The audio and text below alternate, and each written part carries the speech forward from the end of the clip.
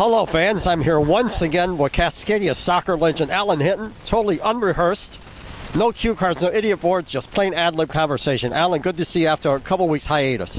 Well, you've had a good time. You've been on a cruise, so a lot of soccer stuff been going on. What do you think of the league so far? The Sounders, getting very specific, played the top team, Colorado, this weekend. They're having problems scoring goals, got shut out against FC Dallas. What do you see coming up this weekend for Seattle, as well as some of the other matchups like New York City and the Red Bulls? Well, it's a big game because the Sounders, they play Colorado, who are top of the league. Mascheroni's got him flying. He's flying himself on the sidelines, jumping up and down almost like Simeone at Atletico Madrid. But they're doing well, Colorado. They're top of the league.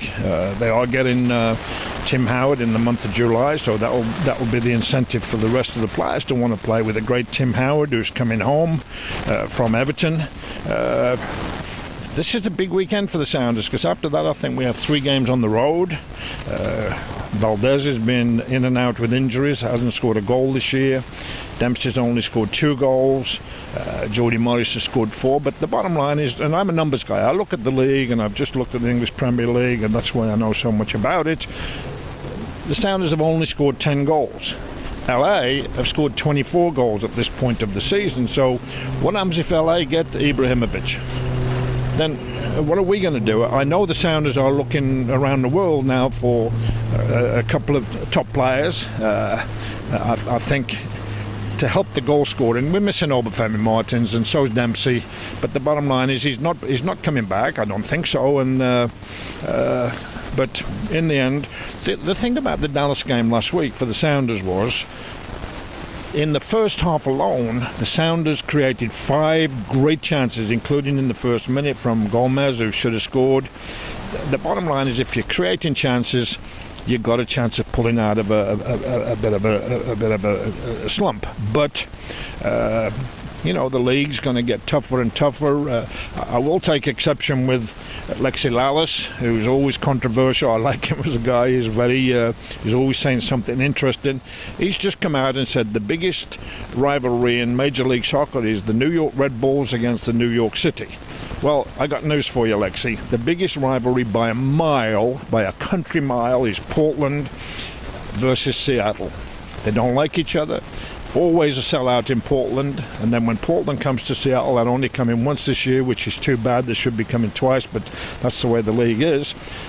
65,000, almost always 60,000 plus when Portland comes to Seattle. Now that's the number one rivalry by a mile.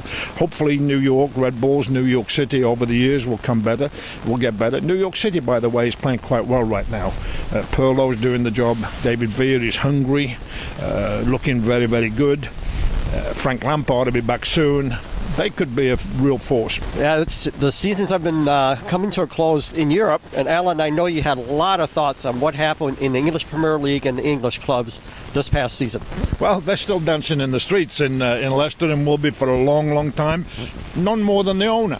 A guy from Thailand who is a very wealthy man. He's having the time of his life. He even took the team to Thailand to celebrate with thousands and thousands of Thailanders celebrating the Leicester City miracle. He bought every player a Mercedes, and I'm sure the staff got the same thing. It's an incredible story. Now, what will happen now? The Thailanders and the Chinese, they tend to watch what their friends and other citizens are doing. I forecast, first of all, it will be the Chinese will take over Aston Villa, which is a very, very big club in the West Midlands, where I was nearly raised, not far from there. They'll turn the corner there at Aston Villa next year. They're in the Championship. They'll get back. But the bottom line is, this is a fantastic story. This is about teamwork. This is about loving each other. This is about working for each other, running for each other, not getting carried away with personal glory. It's been a marvellous year for Leicester. And the fans, 5,000 to 1 at the beginning of the season. So the big deal, though, is as much we celebrate the success of Leicester City, we have to be very, very sad at the demise of Chelsea.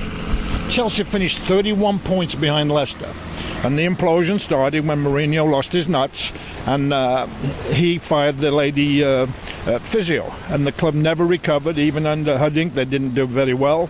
The bottom line is that Liverpool's the same way. They had a bad performance yesterday in terms of not winning the Europe Cup. That would have put him in the Champions League next year. So Liverpool under Klopp, who we all like because he's enthusiastic, he's very passionate, but has he done the job? Next year will be a big year for Jurgen Klopp, but the big deal is that they didn't win the Europe Cup when everybody thought they would. Seville have now won it 3 times in a row, looked a good team.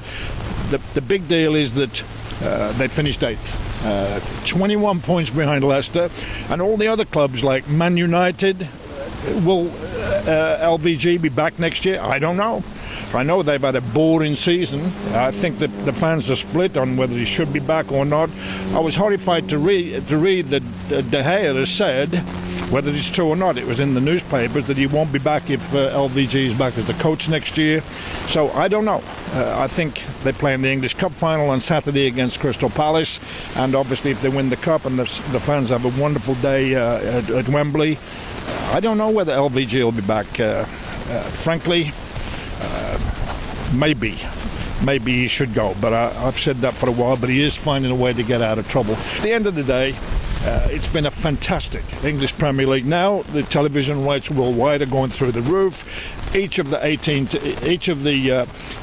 20 teams are going to get over $200 million in television fees before they've even kicked the ball. So soccer in the English Premier League is booming.